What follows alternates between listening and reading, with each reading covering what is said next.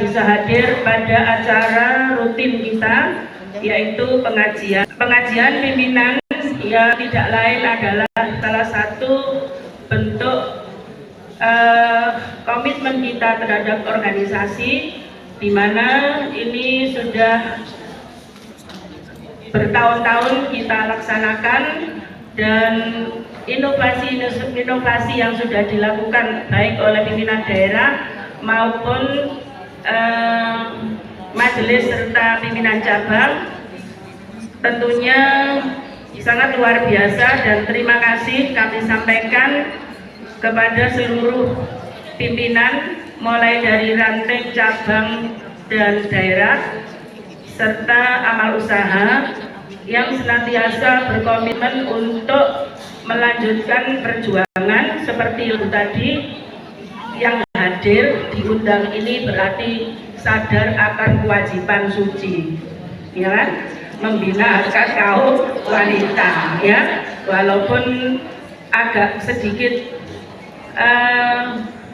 kurang sehat, ya hadir saja, karena memang kewajiban suci memanggil kita. Kalau kita tidak hadir, siapa? Jadi kalau kita semua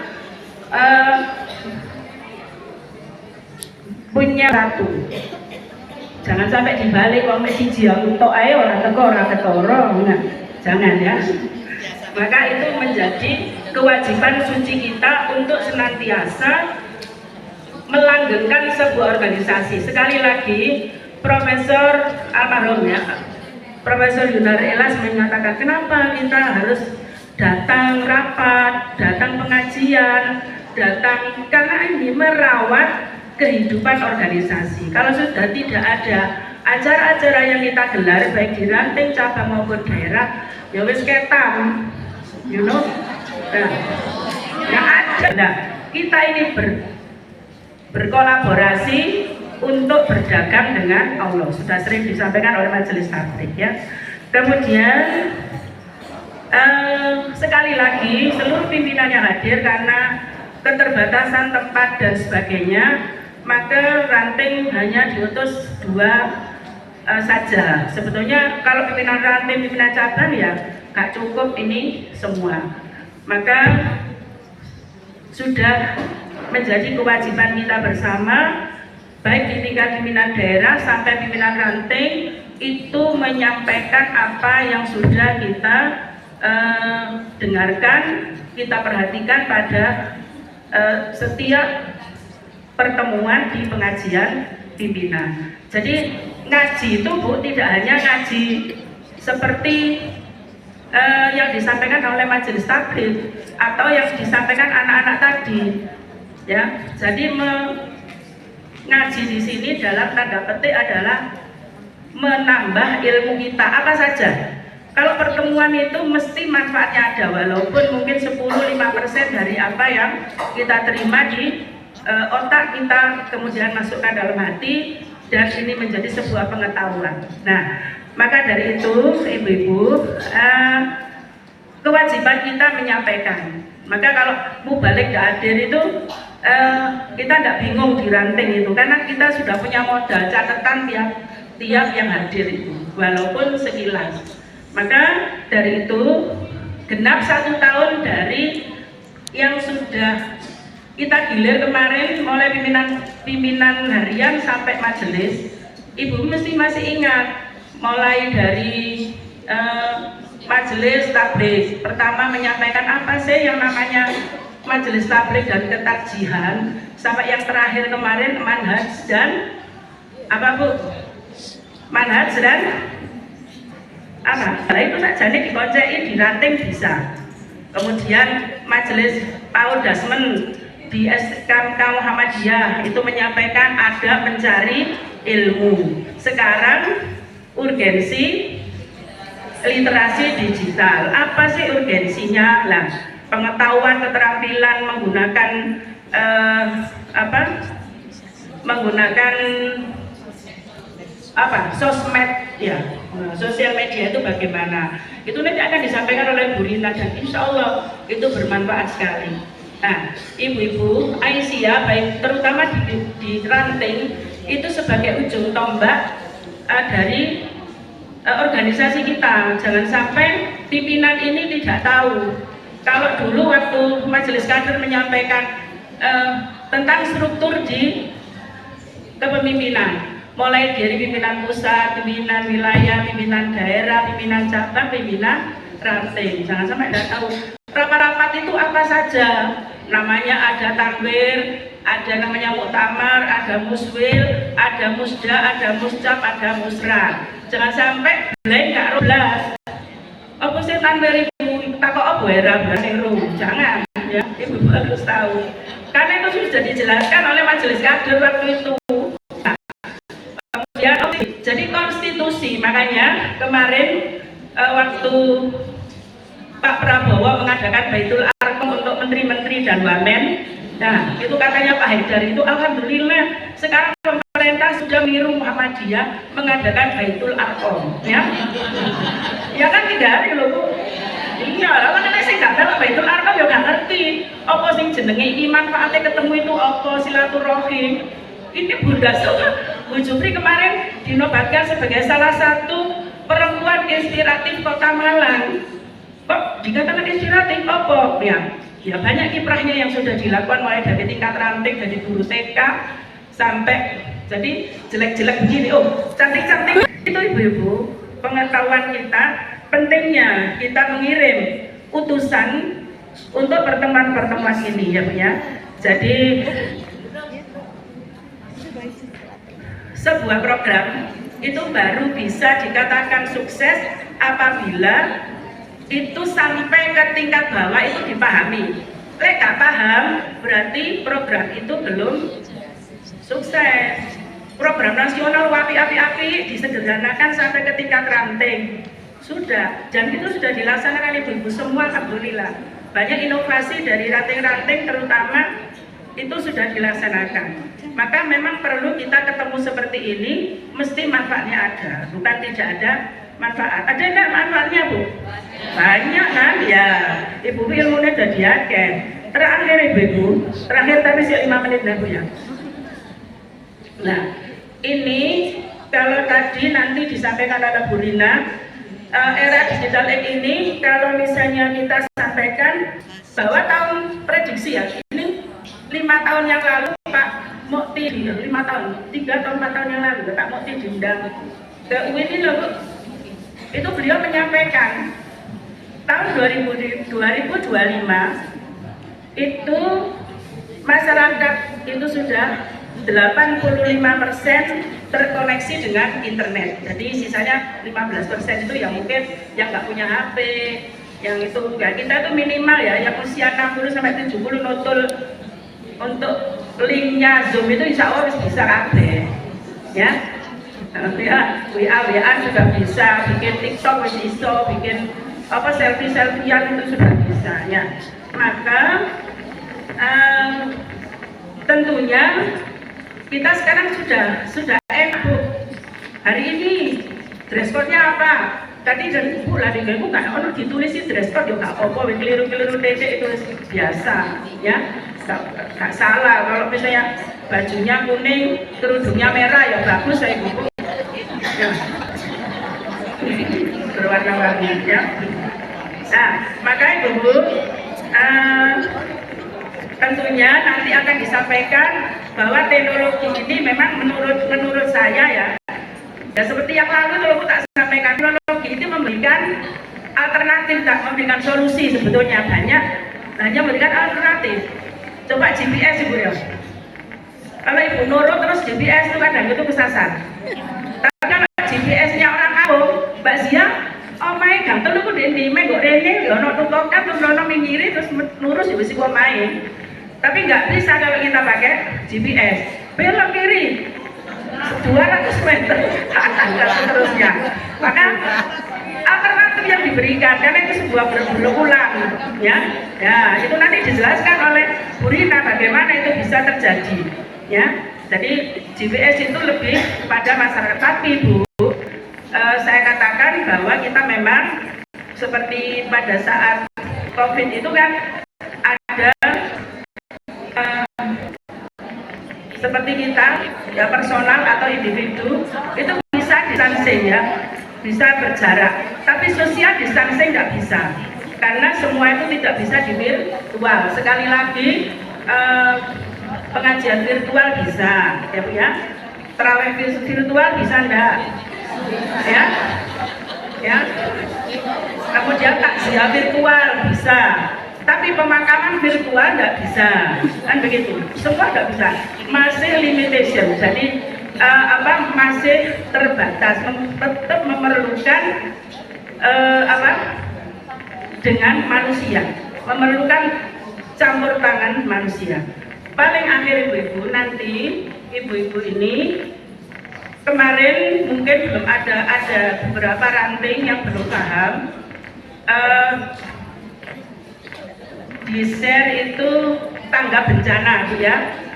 Kita memang waktu itu mengatakan tangga bencana ini adalah biasanya ya. Kita tidak berharap mudah-mudahan tidak ada apa-apa. Antara November, Desember, Januari dan seterusnya itu biasanya ada sesuatu. Maka apakah sengnya lugur, apa bocor, apa gitu ya.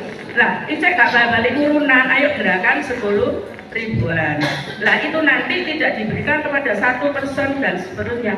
Dan itu taska nanti masuk ke tangga bencana di taska itu. Lah nanti kita bagi. Jadi jangan kemudian loh ibu PDA oleh 200 juta tapi kok yang dibagi cuma 60 lah, jangan ya. Itu karena memang prediksi kita ini nih, kalau kok ada itu jadi saving berikutnya atau jadi tabungan berikutnya.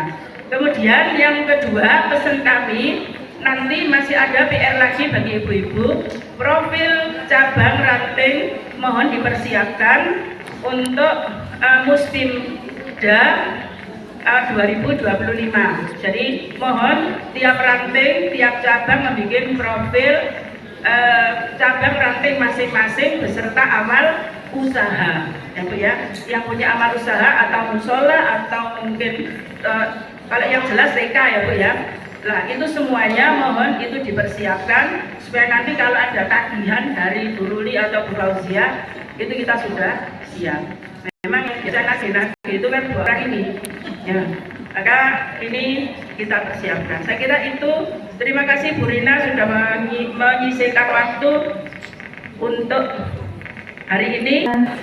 Doa yang akan dipimpin oleh Ibu Siti Nurwati, kepada beliau kami persilakan. Alhamdulillah, hamdan yuwafi ni'mahu wa yukafi'u li jalali wajhika wa 'azimi sultan. Allahumma sholli ala Muhammad wa ala ali washabbihi ajma'in. Rabbana zalamna anfusana wa illam taghfir lana warhamna lanakunanna minal khasirin. Ya Tuhan kami telah menzalimi diri kami sendiri jika tidak Engkau ampuni dosa kami dan tidak Engkau kasihna wa tafsir agama wansurna ala qaumil kafirin. Ya Tuhan kami, ampunilah dosa-dosa kami dan tidakkan silakan kami yang menerangi ketian dalam urusan kami, dan tetapkanlah pendirian kami dan tolonglah kami terhadap kaum kafir. Allahumma alamin.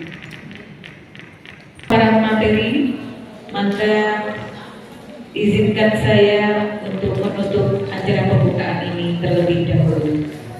Saya tutup dengan pantun lagi ya Bu. Datang ke PDA untuk kajian pimpinan. Jangan lupa belanja di bazar sekalian. Jika ada dari saya yang kurang berkenan, mohon untuk dimaafkan. Atas lahan pohon beringin, izinkan saya undur diri dengan salam kepada hadirin. Wassalamualaikum warahmatullahi wabarakatuh. Harus diatur dulu ini, harus diatur dulu. Yang jawab tadi pasti guru-guru TK Aisyah. Ya, oke, saya ulang ibu-ibu. Waalaikumsalam. Kira-kira lagu terakhir yang ibu nyanyikan kan tadi lagu Indonesia Raya, Sansurya dan Mas Aisyah ya. Sekarang ibu-ibu nanti akan menyanyi dan melihat temannya di sampingnya masing-masing. Ya, nanti akan mengucapkan salam, kemudian menjawab salamnya. Ya, saya akan mengulang lagi. Assalamualaikum ibu-ibu, jawabnya waalaikumsalam, begitu ya. Kemudian saya ulang lagi. Assalamualaikum, how are you? Jawabnya kenal atau sudah kenal tapi lama tidak bertemu ya. Jadi kita menghadap ke sebelahnya, boleh sebelah kanan atau sebelah kiri. Silakan di kita ya. Jadi nanti akan mengucapkan begini. Jadi assalamualaikum, kemudian dijawab waalaikumsalam. Lalu saya akan melanjutkan assalamualaikum, how are you? Just fine. Oke, seperti itu ya. Oke. Ini adalah salah satu hal yang bisa kita lakukan dengan keluarga kita. Sama halnya dengan ketika kita merasa bahwa ada urgensi dari pembelajaran digital di keluarga kita. Oke, kita mulai ya ibu-ibu. Saya izin Bu, ini tidak serius-serius sekali ya, boleh ya? 3, asa. Tunggu, saya ada ya. Nanti kalau nggak ada izin, nggak ada. Saya sampaikan assalamualaikum ibu-ibu. Ibu-ibu menjawab waalaikumsalam. Terus assalamualaikum, how are you?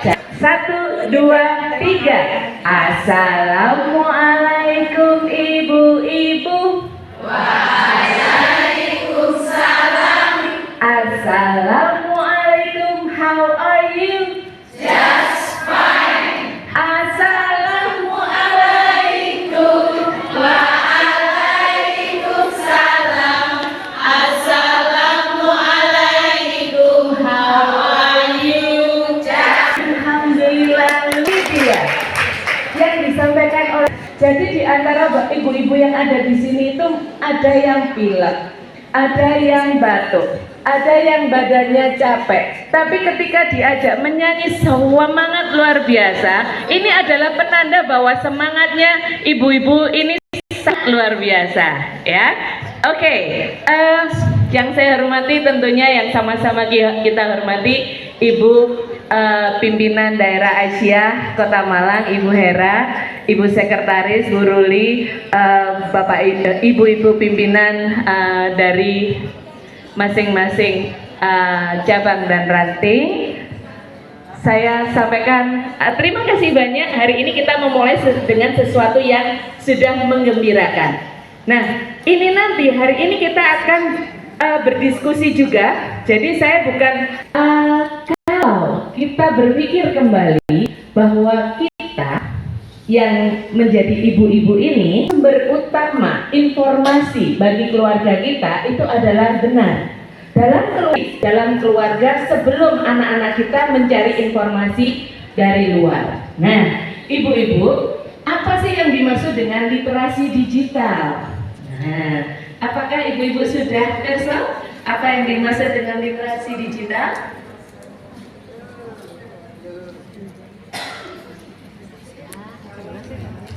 Yang dimaksud dengan literasi digital itu apa? Sebuah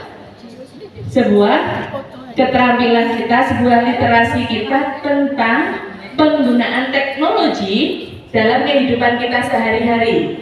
Nah, saya tanya sekarang, adakah di antara ibu-ibu yang tidak ngasih tahu HP hari ini? Nah, keluarga, terus apakah begitu? Berapa kali ibu menghubungi keluarga dalam sehari? Loh, dalam satu mereka tuh menghubungi nanyanya ada nggak yang tidak masuk dalam WhatsApp grup keluarga? Tidak ada, semua sudah ya. Nah, saya tanya lagi, kira-kira literasi pengetahuan kita tentang digital, media digital itu tinggi atau rendah? Tinggi ya? Tinggi ya? Oke, baik. Di Jawa Timur itu indeks masyarakat digitalnya memang sangat tinggi, melebihi indeks rata-rata literasi digital dari dari nasional. Tapi ternyata masih lebih tinggi pucuk indeks literasi digital itu karena melek digital, terliterasi media digital. Nah, apakah itu bisa kita lihat dari pengakuan kita yang saya tanyakan tadi, Ibu, kira-kira kita literasi digitalnya tinggi atau rendah? Tinggi. Apakah itu saja? Tidak. Ini dilakukan survei, Ibu-ibu. Jadi survei 1 tahun sekali, kalau di bulan Agustus atau September itu ada survei indeks masyarakat digital. Nah, dari situlah diukur. Nah, apakah semuanya akan disurvei? Tidak. Yang akan disurvei nanti akan dilaksanakan survei itu secara random, plus tidak hanya individual tetapi juga organisasi. Nah, itu yang disebut dengan masyarakat digital. Jadi kita terkoneksi, punya informasi yang cukup tentang media. Digital ethics dan digital safety. Kira-kira yang mana? Safety, ya ada yang menjawab safety, berarti nomor 4. Ada lagi? Skill berarti nomor 1 ya? Ya, oke. Yang lain, adakah yang lain? Ethics, oke. Culture, ya. Jadi, Ibu, ini adalah pilar dari literasi digital. Ada 4 itu, ya. Barangkali belum pernah pirsa atau belum pernah mendengar bahwa literasi digital itu pilarnya ada 4. Ada digital skills atau cara bermedia digital, digital culture atau budaya bermedia digital, digital ethic atau etis bermedia digital, dan digital safety atau aman bermedia digital. Nah, semuanya sangat penting. Tapi apabila ini nanti kita kupas semuanya, ibu-ibu buatan kontur nanti. Jadi saya izin untuk mengupas yang nomor 1 dulu, ya. Kita nanti akan melihat kira-kira diri kita ini literate atau illiterate. Literate berarti kita punya skill literasi digital. Kalau illiterate berarti kita kurang dalam literasi digital. Oke. Saya izin selanjutnya nanti akan fokus pada digital skill atau cakap bermedia digital. Oke, ibu-ibu, di dalam keluarga itu apa yang harus kita lakukan agar dampak itu tidak menjadi dampak negatif, agar ketika kita melakukan sesuatu itu nanti memberikan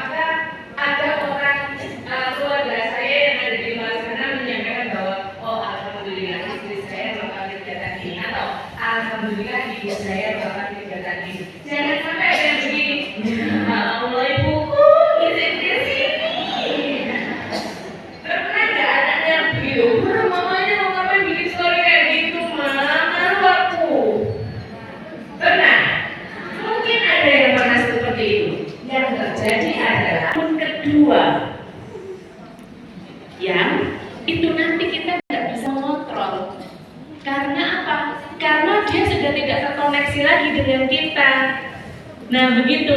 Nah itulah yang perlu kita pikirkan dampaknya nanti seperti apa. Misalnya seorang public figure atau seorang istri dari istri nih biasanya, karena kita perempuan, istri dari pejabat publik. Nah, Ibu bisa melihat siapapun istri pejabat publik yang ada di bumi pertiwi ini. Silakan dilihat kira-kira istri dari pejabat publik yang kadang-kadang ngaji-ngaji ketika membuat story itu ada nggak? Ada ya? Ya, ada. Tidak perlu diceritakan siapa nanti terkena subversif. Nah, itu yang dimaksud. Jadi tidak hanya suaminya sebagai pejabat publik yang nanti kena dampak, tapi anak-anaknya juga mungkin itu. Yang paling dekat efeknya itu tadi adalah ketika anak-anak itu akhirnya membuat akun kedua yang itu kita tidak bisa akses, begitu. Nah, kalau kita nggak bisa akses, padahal kita membuat sosmed itu agar kita terkoneksi dengan anak kita, terkoneksi dengan keluarga kita, terkoneksi dengan suami kita, begitu ya.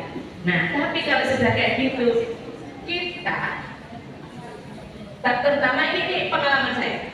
Ketika saya tahu anak saya itu punya akun kedua, dia beranjak remaja sekarang, sudah sekolah di Alia kelas 1.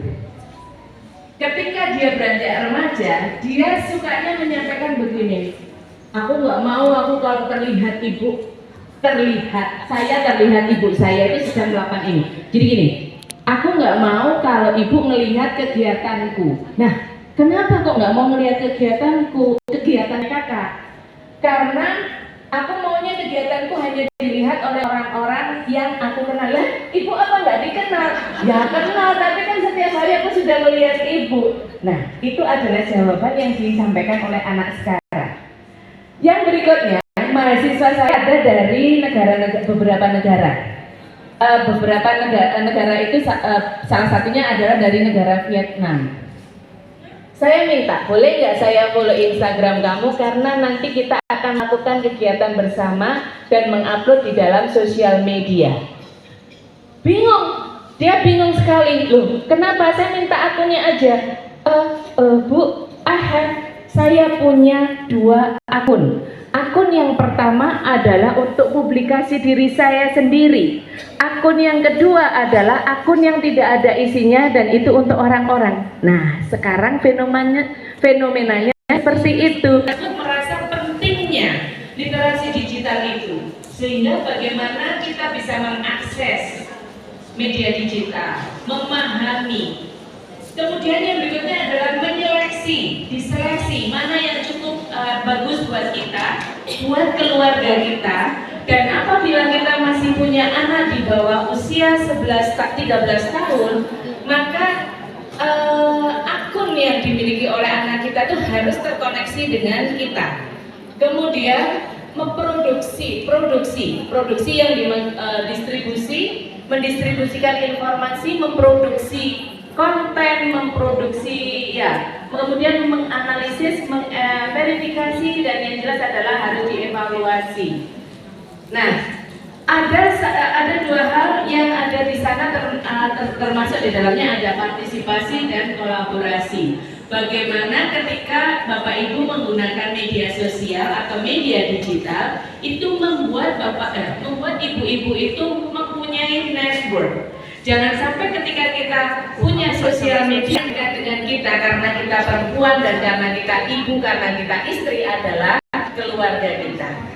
Ya, oke. Selanjutnya, ibu-ibu tentunya sudah mengetahui bahwa ada kompetensi literasi digital yang penting dalam hal ini ada 7. Kemudian dari situ ibu-ibu sudah, saya harap sudah tahu bahwa terkait dengan perangkat keras itu adalah alat-alat yang kita gunakan. Perangkat lunak, apa yang ada di dalam gawai, di dalam alat-alat yang kita gunakan mulai dari handphone sampai PC, komputer dan sebagainya. Kemudian mengetahui dan memahami internet. Kita tuh harus punya literasi ketika memahami internet. Apakah internet, jaringan internet itu harus kita, jadi untuk mendapatkan mendapatkan jaringan internet itu, apakah kita harus nunut-nunut wifi-nya tetangga, nunut-nunut wifi-nya PDM seperti itu, atau kita secara mandiri mempunyai paket data? Nah, mempunyai paket data. Kenapa hal itu penting? Karena salah satunya ada sebenarnya wifi atau jaringan internet itu yang bebas dipakai oleh semua orang. Nah, itu monggo dimanfaatkan sebaik-baiknya, karena wifi yang di ruang publik itu digunakan oleh banyak orang. Sehingga kita harus wise juga, kita harus bijaksana juga. Apabila itu berada di lingkungan yang banyak orang, maka kita tidak serta-merta memanfaatkan sebanyak-banyaknya, tetapi sesuai kita sudah mengupload banyak informasi dalam sosial media kita, tapi ternyata tiba-tiba sosial media kita di-ban. Ada yang punya pengalaman seperti itu? Tiba-tiba sosial medianya tidak bisa digunakan karena ibu-ibu dianggap menyalahi aturan penggunaan sosial media tersebut. Pernah nggak? Belum pernah. Nah, itu kalau sudah pernah ibu-ibu, itu tidak mudah untuk mengembalikan lagi. Padahal di dalamnya itu ada foto diri kita, ada foto keluarga kita, ada kegiatan kita, pun juga ada informasi terkait dengan diri kita sebagai profesional misalnya. Nah, apabila itu dimanfaatkan orang lain bagaimana? Nah, itu perlu kita perhatikan. Karena khawatirnya begini ibu-ibu, ketika kita terlalu semangat untuk mengekspos diri kita sendiri di dalam sosial media, jangan-jangan bagi sosial media tertentu atau bagi cyber security itu tidak diharapkan ada di sana, atau itu berbahaya, begitu. Nah, kalau sudah di-ban, ini kita harus menunggu sampai kapan, tidak tahu sampai kapan. Yang artinya adalah data-data kita nanti bisa jadi hilang. Nah, itu harus kita perhatikan.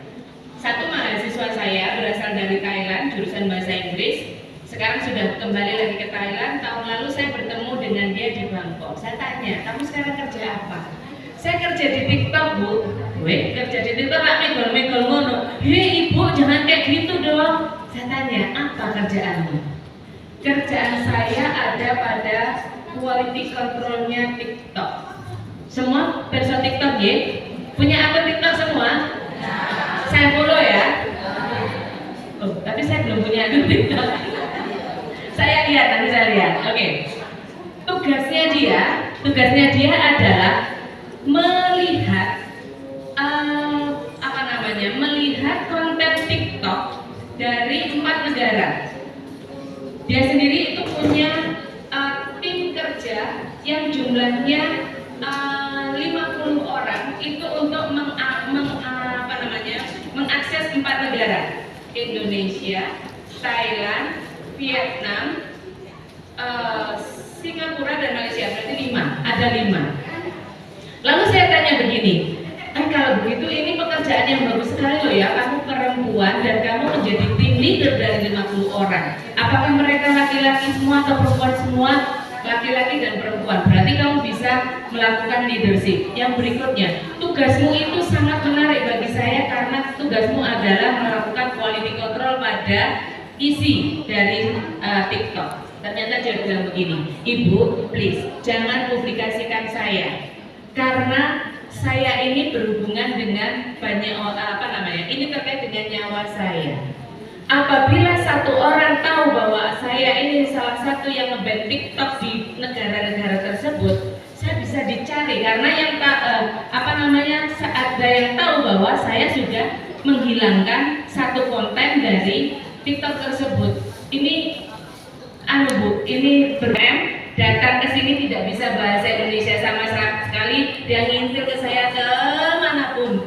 Karena hanya saya yang bisa ngomong bahasa Thai. Kemudian sana langsung mendapatkan pekerjaan yang bagus, dan yang terakhir adalah itu tadi, tugasnya terkait dengan media digital itu tadi. Sehingga apabila kita tidak mempunyai literasi digital itu tadi, ibu-ibu, bisa jadi apa yang kita mau untuk keluar di publik ternyata tidak tidak diperkenankan oleh sosial media. Jadi seperti itu. Oke. Yang selanjutnya. Nah, ini dia. Ibu-ibu saya yakin panjenengan sudah hafal dengan Google. Biasanya meskipun kita nggak tahu umurnya Google dipanggil dengan Mbak. Ya nggak? Iya. Berapa umurnya Google? Tahu ada Bing, ada Yahoo dan sebagainya. Tetapi yang paling sering kita gunakan adalah Google. Yang berikutnya adalah karena sudah malas mengetik sesuatu, yang kita lakukan pakai apa? Suara, merekam suara. Google-nya tahu dengan suara kita. Tahu ya, kadang-kadang tahu, kadang-kadang juga tidak tahu. Apabila kita menggunakan bahasa yang baik dan benar, maka Google kenal. Tapi kalau tidak, maka Google itu juga akan menjerumuskan kita. Nah, ibu-ibu perlu tahu berapa ribu orang yang bekerja di balik Google. Ini cerita dari mahasiswa saya lagi. Ini kebalikan. Kalau tadi adalah mahasiswa Thailand, pulang lagi ke Thailand, dia bekerja di sana di TikTok. Ini adalah mahasiswa dari Indonesia, kepincut dengan mahasiswa dan mahasiswa dari Thailand. Pergilah dia ke Thailand. Laki-laki, dia laki-laki. Alhamdulillah perempuannya kemudian juga sekarang sudah muslim. Yang laki-laki ini alumni Gontor, maka ketika dia menanyakan ke saya, Bu, gimana kalau saya pergi ke luar negeri? Saya bilang begini, tanya ke umimu. Kalau umimu iya, Bu Rita bilang iya. Doakan ya. Dia bercerita kepada saya, hari pertama saya bertemu dengan mahasiswa Thailand saya itu tadi, yang hari kedua bertemu dengan dia. Dia bilang begini, Bu, di waktu COVID-19 itu kan saya nggak ngajar, saya kan nggak kerja ya Bu. Dia bekerja di kedutaan Norwegia, Ibu. Jadi dengan gaji euro. Sebelumnya dia sempat bekerja di kedutaan Indonesia. Tapi setelah 12 tahun dia kemudian pindah ke sana. Lalu di saat tidak masuk kerja itu tadi dia bergabung dengan Google. Apa yang dia lakukan? Memberikan informasi yang ditanyakan oleh orang ke dalam Google itu. Waktunya berapa lama? Waktunya ya berpacu dengan waktu, hitungannya detik. Dia harus bisa menyampaikan dokumen-dokumen tertentu itu dalam waktu detik. Nah, saya tanya, kayak gitu itu apa ada yang tanya nyeleneh? Banyak Bu. Nah, kalau tanda-tanda nyeleneh itu kira-kira apa ya Mi yang terjadi? Namanya Hilmi, saya panggil. Dan kira-kira apa yang terjadi? Ibu, bahwa semua yang ada di dalam dunia maya itu terkoneksi. Jadi, kalau ada orang menuliskan sesuatu di Google misalnya, itu pertanyaan yang aneh-aneh atau mau menanyakan konten yang aneh-aneh yang kita dalam tanda kutip negatif, maka ada koneksi dia terkoneksi dengan orang lain yang mengenalnya, misalnya yang follow Instagramnya, misalnya yang pernah mengirimkan email ke dia. Nah, disitulah kemudian tanpa kita tahu kita yang berhubungan dengan dia itu terkoneksi dengan kita, terkoneksi. Sehingga kalaupun kita misalnya, mohon maaf, misalnya kita tidak pernah melihat gambar porno, tiba-tiba gambar itu ada. Nah, itu karena apa? Karena kita ada kesalahan dari orang yang dekat dengan kita, yang itu tiba-tiba koneksi internet, koneksinya di dalam sosial media itu terkena dengan kita. Itu namanya adalah ya, saya tiba-tiba lupa kata-kata itu. Nah, seperti itu. Pojok paling atas itu adalah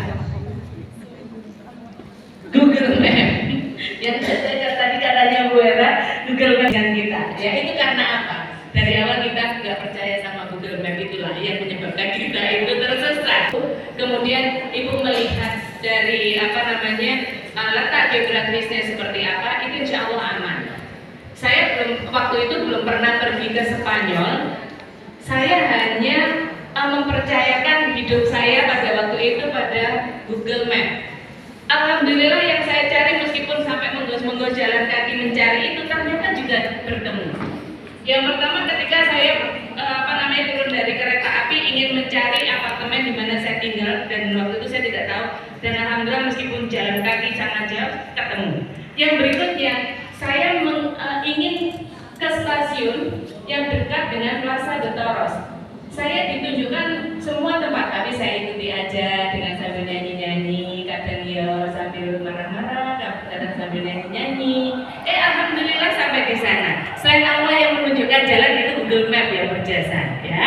Jadi nanti kalau ibu-ibu ada di sebelah kirinya bapak-bapak, kemudian diminta untuk Google Map, terus kemudian bapaknya jadi paling aku mau buat sasar nih. Ibu bisa bilang begini, tidak ya, aku sekarang sudah literate dengan Google Map, jadi bapak harus percaya sama aku. Nah, bilang gitu ya bu ya. Kalau nanti kesasar, kan kesasarnya berdua, bilang gitu aja, biar tidak dimarahi. Saya nggak mau loh, sering kali bilang begini, perempuan kalau dengan Google Map habislah kita. Nah itu apa coba? Bisa, nanti bilang gitu ya. Bapak harus percaya sama saya. Kita nanti akan menemukan tempat ini. Aktif ada di nomor 3 yang kita pakai. Yang pertama adalah YouTube, kemudian Facebook, WhatsApp itu ada di nomor 3. Nah, WhatsApp itu tidak dipakai di banyak negara. Yang paling banyak penggunanya adalah di Indonesia. Ya, sama dengan Instagram itu juga. Instagram juga paling banyak penggunanya di Indonesia. Nah, mungkin nanti ketika ibu bertemu dengan banyak orang kemudian ibu bilang bisa WhatsApp saya apa enggak? Wah saya harus install dulu. Berarti WhatsApp itu bukan salah satu-satunya media berkomunikasi. Broadcast itu kadang-kadang adalah sesuatu yang tidak kita mau. Berarti beliau yang memberikan broadcast itu ada 2 alasan. Alasan yang pertama, beliau nggak mau tahu apa yang terjadi dengan broadcast saya, yang penting saya broadcast. Yang kedua adalah broadcast yang biasanya digunakan untuk bisnis. Nah, yang pertama ini yang perlu kita waspadai. Broadcast asalkan dia mendapatkan komen atau mendapatkan email WA balasan dan sebagainya. Dan itu seringkali dilakukan di WA group. Nah, WA group ini yang kadang-kadang membahayakan. Kadang kita itu bikin grup biar bahagia, ternyata grup itulah yang membuat kita bertengkar. Pilpres dan pilkada. Nah, itu ada pesan ini, ibu-ibu harus wise dalam mengirimkan pesan. Nah, pesan itu bisa jadi kalau menggembirakan pahala bagi ibu. Tapi kalau pesan itu kemudian menyakiti orang lain yang ada di dalam grup itu kan pastinya itu tidak menjadi pahala, begitu. Nah, itu yang perlu diperhatikan saat ini. Selanjutnya, nah, dompet digital, lokal pasar dan transaksi digital, semua sudah sangat paham. Ada semua sudah menggunakan ini. Kalau kita ke Surabaya, di mall-mall Surabaya itu sudah tidak menerima pembayaran secara cash, kiris. Jadi bukan gaya-gaya kalau sekarang kebutuhan. Nah, bentuknya bermacam-macam. Dulu orang tua kita mungkin menyampaikan begini, wes anak nggak usah dikasih ATM. Kalau dikasih ATM nanti uangnya dihabiskan. Lah itu dia. Kalau semakin pertemuan dengan anak-anak kita itu susah kita lakukan, maka kita bisa mengupdate apa yang dilakukan anak-anak kita itu melalui media sosial. Tapi sekali lagi harus wise, harus bijaksana. Nah, dari yang ada di sini nanti PPT-nya saya share, termasuk buku tadi saya share. Ada 4 modul. Ibu-ibu mohon melihat kepada yang paling bawah tengah. Ini adalah kaum rentan, ibu-ibu. Kaum rentan, anak-anak, perempuan, sering share informasi itu adalah pihak sepuh-sepuh, ibu-ibu kita yang sudah banyak waktu berada di depan HP misalnya. Nah, nanti bagaimana kira-kira ya caranya untuk menyampaikan kepada beliau agar beliau itu tidak share materi. Kita itu menggaji caregiver mama kita itu 3,5 juta. Itu bukan ada apa-apanya dibanding dengerin omelan mama yang setiap hari dilakukan dari caranya yang baik. Beri contoh ibu-ibu. Beri contoh. Misalnya, ketika kita share sesuatu, itu tidak langsung klik share, bukan. Tetapi misalnya dalam keluarga ya, misalnya yang mau dikasih tahu itu adalah orang yang penting untuk dikasih tahu itu misalnya evaluasi kompetensi digital bisa dilakukan dengan cara itu dulu. Kita bisa mengevaluasi diri kita sendiri. Tapi yang lebih penting yang ini akan kita lakukan bersama-sama adalah ini. Nah, monggo. Waktu yang Anda habiskan dalam sehari untuk menggunakan media digital. Yuk kita gunakan bersama-sama. Klik setting yang pertama. HP-nya klik setting. Nanti saya pengen tahu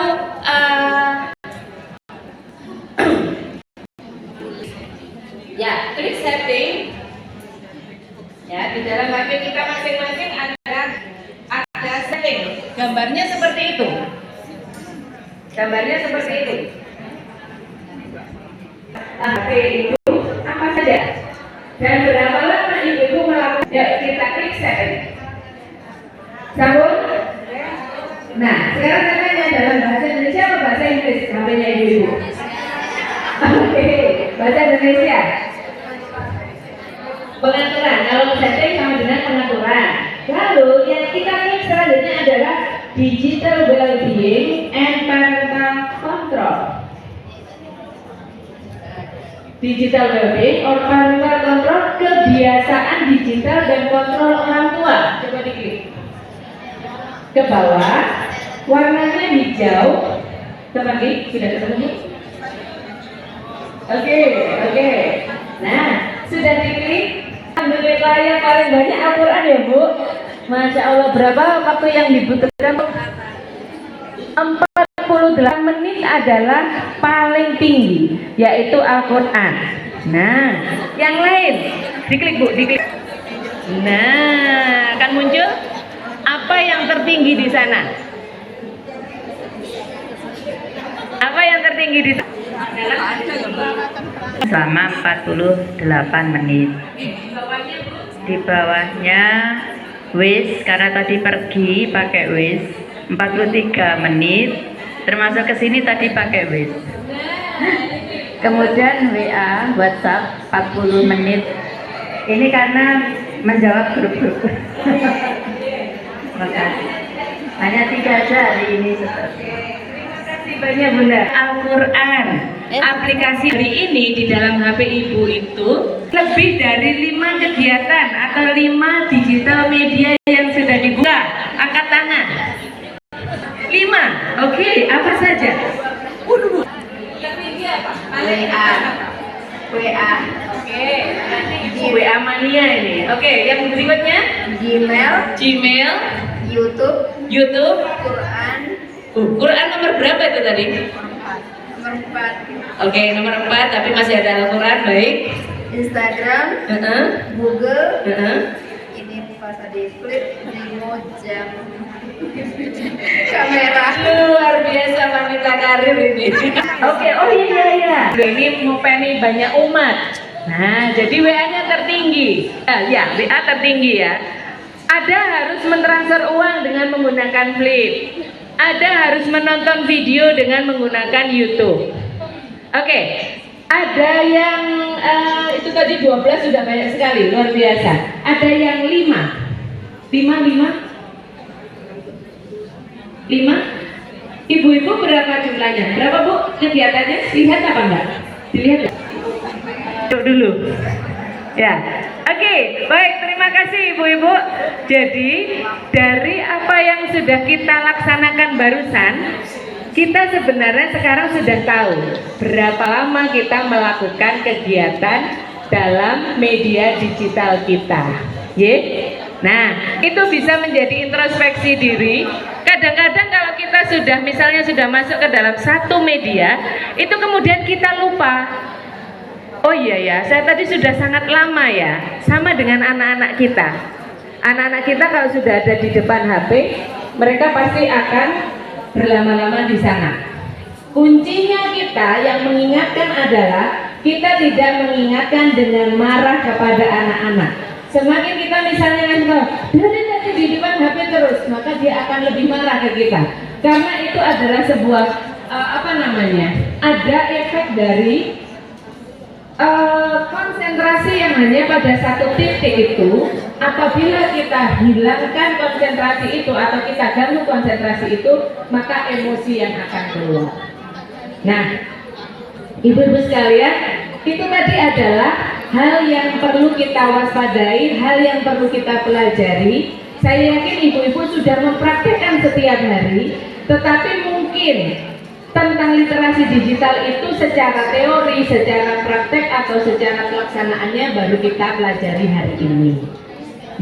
Semoga bermanfaat. Kalau ada pertanyaan, satu pertanyaan saja karena waktunya sudah habis. Boleh satu pertanyaan? Boleh? Satu saja. Bismillahirrahmanirrahim. Bunda, saya mau tanya, bagaimana cara menghilangkan telepon-telepon nomor yang tidak kita kenal? Karena saya ada info bahwa nanti kalau kita tanggapi itu akan menguras mobile banking kita, gitu katanya. Kemudian bagaimana juga untuk menghilangkan WA yang tadi itu ya, yang tiba-tiba muncul. Nah itu, terima kasih Bunda. Atau untuk mengetahui nomor-nomor itu, maka kita bisa menggunakan satu aplikasi namanya. Nah, dari get kontak itu ketika dia akan menelpon kita, maka akan muncul siapa saja, apa sih labelnya orang itu.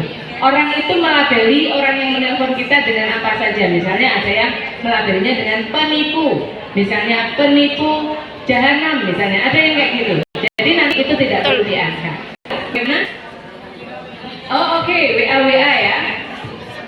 Oke. Dalam. Nah, ini adalah cara yang jitu. Kalau kita tidak tahu siapa yang menghubungi kita, langsung diblok saja. Biar kita sudah tidak terkoneksi dengan orang tersebut. Nah, itu adalah cara yang paling sederhana. Saya belum tahu bagaimana caranya agar itu tidak sampai masuk ke dalam WA kita. Jadi sementara itu jawaban saya. Itu langsung kita klik nomornya, baru kemudian kita blok orangnya, dia sudah tidak akan ada di dalam grup kita. Kita tidak tahu lagi dengan orang itu. Baik, ibu-ibu sekalian, semoga yang sedikit yang saya sampaikan tadi bermanfaat. Saya doakan kita semua berdoa semoga kita menjadi orang yang sangat bijaksana dalam menggunakan sosial media. Kita punya literasi digital yang baik, pun juga dalam membersamai keluarga kita dalam menggunakan sosial media atau media digital. Yang penting apabila ibu-ibu mau, kita bisa membuat peraturan yang sudah nanti disetujui bersama-sama. Oke, terima kasih. Nasrullah wal fathul qarib. Assalamualaikum warahmatullahi wabarakatuh. Iya, tadi tidak sempat memperkenalkan diri ya Bu Rina ya. Ya tidak perlu ya. Barangkali dari ranting masih ada yang belum tahu Ibu. Jadi Bu Rina ini adalah beliau salah satu pengajar di kampus kita Universitas Muhammadiyah Malang, dan beliau juga salah satu pimpinan di PDA Kota Malang yang tergabung di Majelis PAUD Dasmen yang hari ini kebetulan menjadi petugas untuk menjalankan acara atau kegiatan pengajian pimpinan pada hari ini. Baik ibu-ibu, sudah kita dengarkan tadi ya, insya Allah banyak sekali manfaatnya, ilmunya yang kaitannya dengan literasi digital. Kalau misalkan nanti ada hal-hal yang kurang puas, nanti boleh bertanya secara pribadi. Insya Allah Bu Rina siap untuk menjawab. Baik Ibu, kita cukupkan sampai di sini ya. Sekarang jam 15 lebih. Dengan membaca doa kafaratul majelis. Bismillahirrahmanirrahim. Astaghfiruka wa atubu ilaik. Alhamdulillahirabbil alamin. Sampahnya Ibu ya.